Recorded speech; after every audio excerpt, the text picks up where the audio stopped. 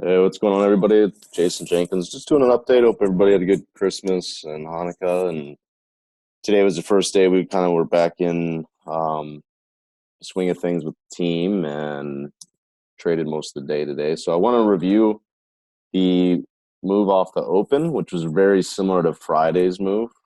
Friday had a little bit more energy, but very similar. They're simple wall concept we use, and I just want to touch on how there's a difference in the edges, right? The timing with the cycles, and then actually how you work a position, adding and reducing, and then also the way we play both the long side and the short side at the same time, and pivoting around the turning points on the cycle. So I'm just going to touch on that. um, just a little bit of a teaching episode around what we did, and I guess I'll start with forex, and then I traded most of the Nasdaq, the Russell, and S&Ps. So here's what we did in FX today. Um, I'm mostly just trading around my core position. So if you guys don't know, core position is a term you use as a professional trader when you're taking a position overnight for several weeks, several months, and then that's your core position, and then you trade around that, maybe day trade around that position, or you swing trade around that position, um, and you get a little bit heavier intraday than what you take home overnight. And so I've been doing that on forex. Just an update on what we're doing. Euro yen. Well, let's start with the euro. So euro versus the dollar, core long. Sorry, core short. Core short. We've been core short for the last 18 months, or since the cycle turn. Um, but we talked today, if you guys are on my team, that this is kind of a pretty pivotal point where the dollar might be actually front running the Fed. So if the equity markets are high and we still experience some growth slowing, and or there's just a pullback from this crazy run we've had since October,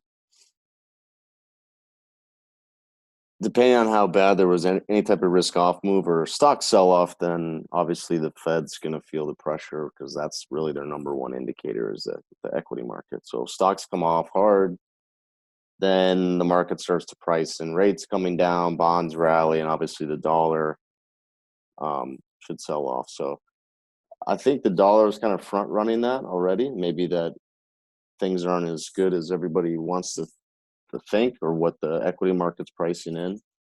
And so anyway, there's definitely room for the dollar to come off more, and we're paying attention to what we call our TMS and our model, and that hasn't changed yet. So we're still long-term bearish the euro versus the dollar, meaning we're dollar bulls. But I have really backed off on this cycle as far as reshorting.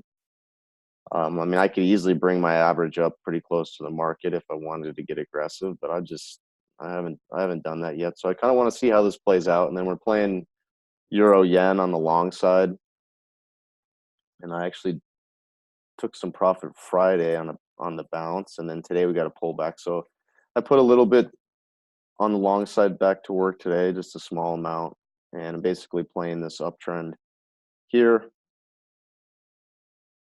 All right. And so if the euro rallies significantly versus the dollar, euro yen should do better, notwithstanding a big move in the yen. Dragon, we've been playing it the same way. I'm also short cable, so I'm long dragon, kind of the same looking chart as euro yen, and then I'm tiny short sterling, so that's on the other side of my dragon long, which I did buy late in the day down here at pi, and then we've had a small little bounce. Um, Cable is a little bit overbought longer term, but it's actually bullish trend, so I haven't been fading that very hard at all. I really kind of picking my spots on dragon, pound versus the yen a little bit more. Um, but today was mostly about the yen. So stocks came off again like they did Friday. The yen rallied. We've liked this. We've talked about pies up here longer term. So I'm playing a core short, and I was heavier coming into the week and this morning when I started selling in here. So naturally, when I short more, my average will come up closer to the market. This is my average right now. When I cover that, it goes back to whatever the pieces I took off. So my average is lower. But if and when we break this trend, and this is going to depend a lot on stocks breaking down, you should see the yen rally more if if equities keep coming under pressure. And so if we start to take out these lows, then I'm going to get heavier on my dollar yen core short. And I think a move to like 107, 106 is very doable. But in the meantime, I'm just going to keep selling pops on the intermediate term. So I'm swing trading that around on the short side. You can see that these were some of my covers today on this move down. So short, I was short from last week. So I covered on this drop. I could have resold it here. I just wasn't paying attention. But that would have been another. So same thing overnight. If we get back towards 109, I'll sell some more. If we get back towards the highs from yesterday, I'll sell some more. So I don't know. I was just scalping around like 400 bucks there just on that small account. And then here's what we did day trade. So I did we did Friday, I did over a $4,000. And this is the move I want to talk about. Very similar. This is Friday's drop. We reshorted the bounce. You had a secondary move. It was almost the same thing today. I have a couple snapshots I just wanted to highlight. Here's one second. Here's me playing the S&Ps on the long side. So I came in actually today, long S&Ps and short the Russell. So this is S&P. So on the open, my S&P went against me, and I just I kept that small, and then I came out of it here after the cycle turned up.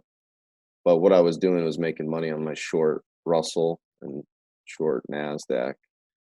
And then I played that. You can see here the cycle turns back up. And so I was playing S&P a little bit on the long side here, had a little bit of a long left over that I ended up exiting these last two lots here and then into the close. But when I was covering this, or I was selling out of this long, I was already short the Russell and the NASDAQ on the secondary bounce, and I was covering, making money again there. I was making more money there than I was giving back on this S&P. So that's how we play the cycle. I mean, I can have on a little bit of S&P, pick my spots, even though I'm contrarian long in the downtrend. And then when the cycle turns, I play that a little bit more, make some money, and then I try to set up short back the other way. So for this drop, I'm short. I'll show you guys on the chart. I'm going to short the NASDAQ. That's a secondary move.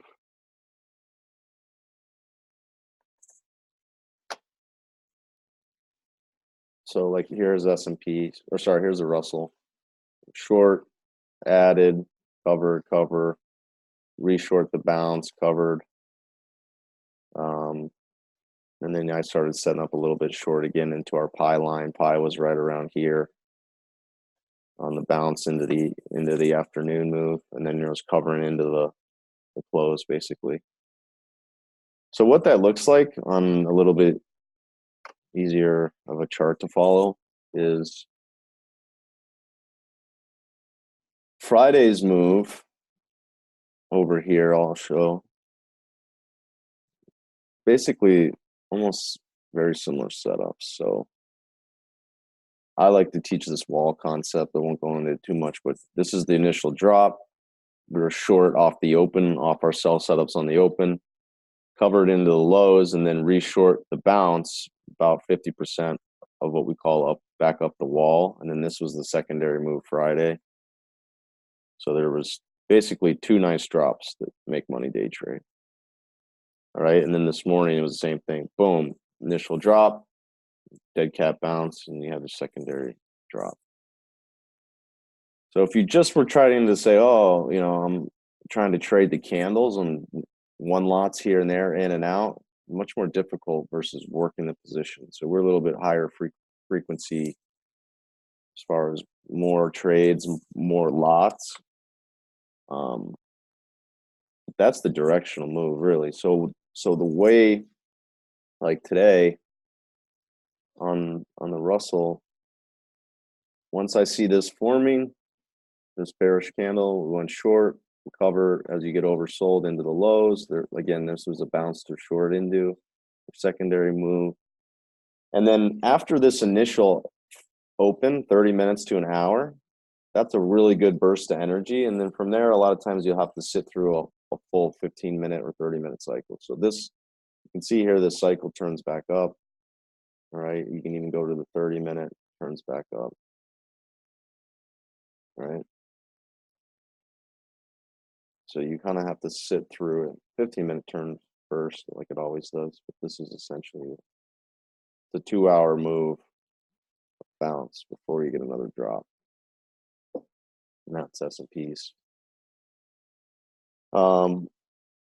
And so in that, so there's a couple ways to trade that. We've been working on this in our live room. I'm going to work on it some more this week and into the first part of January.